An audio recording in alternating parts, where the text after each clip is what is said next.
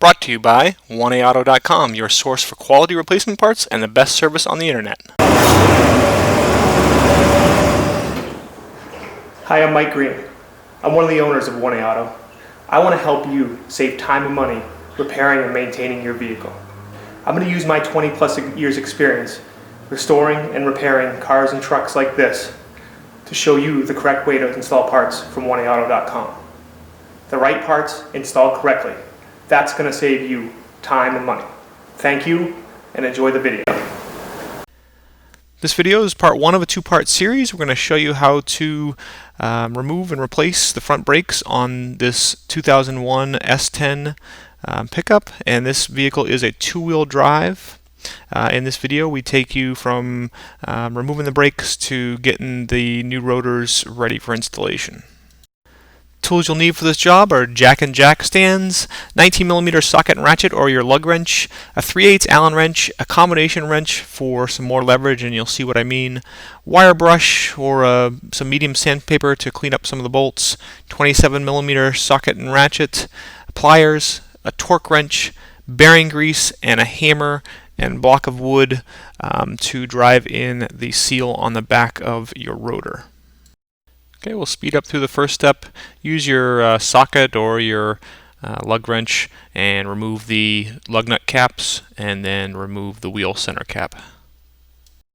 If you don't have the benefit of air tools as I do here, you'll want to loosen your lug nuts while your tire's on the ground first, then raise and support the vehicle, remove the lug nuts, and remove the wheel.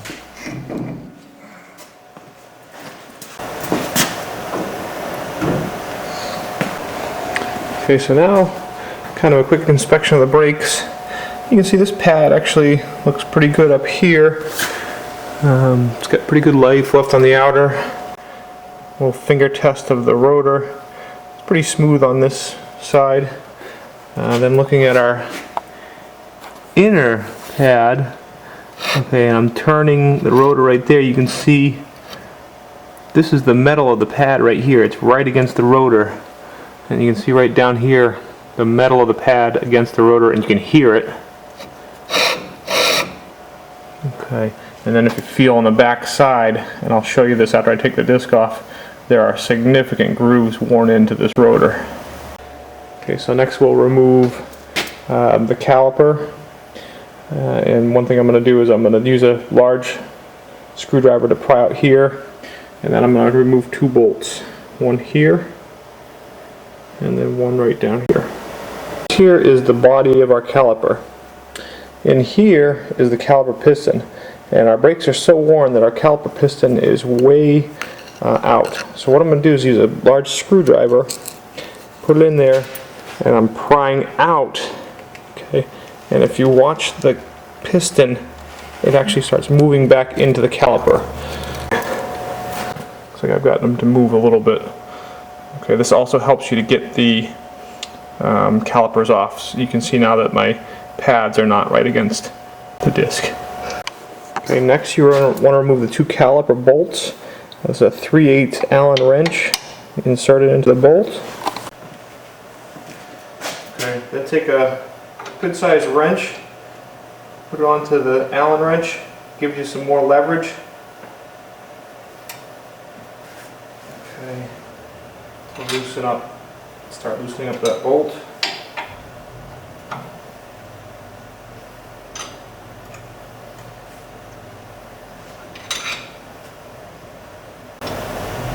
Okay, and I'm just going to fast forward here as I use the Allen wrench and my other wrench for leverage and remove those two bolts that hold the calipers.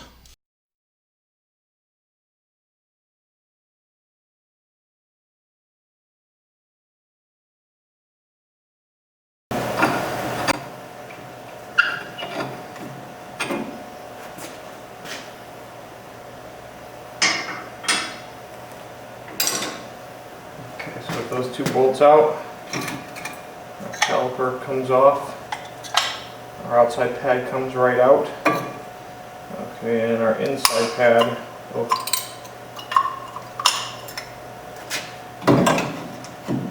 out.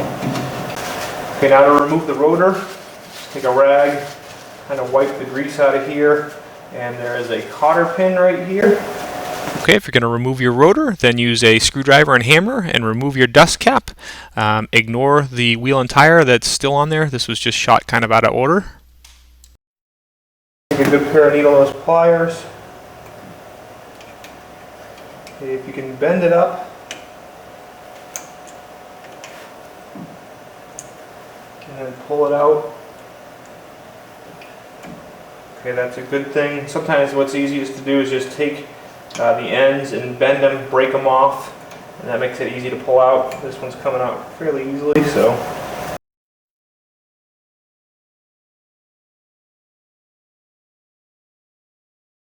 This truck is a 27mm bolt, and it's not uncommon to be able to put this on there and just undo it by hand. You don't tighten this bolt up significantly. Take the bolt off. Okay, now my bearing assembly, the washer comes off.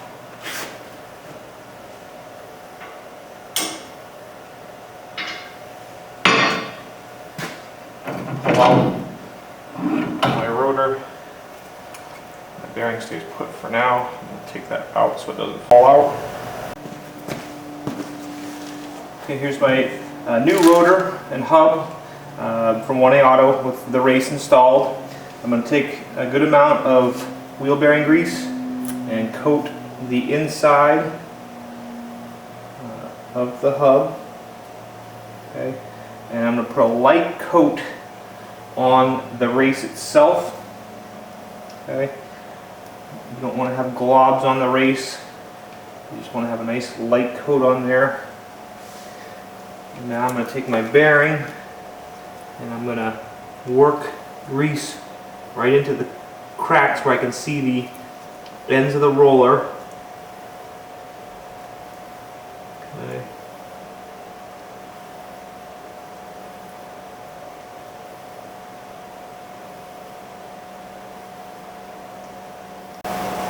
Do this in the front side. I'm going to work it right into this crack here. Okay, and I'm going to kind of coat the roller. The roller's outside. Quite so much, just a good coating. Okay, and then I'm just going to take my finger and wipe out the inside here. I don't want any big globs of grease in there. Okay, now drop my bearing right in. Okay, now I'm going to take my seal and drop it on like that. You can use a piece of wood or something like that. I'm just using a larger block of metal, larger bearing installer.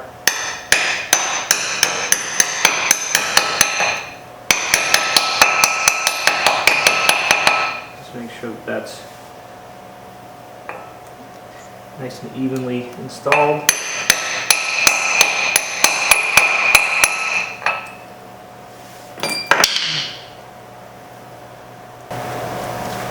I'll take our rotor,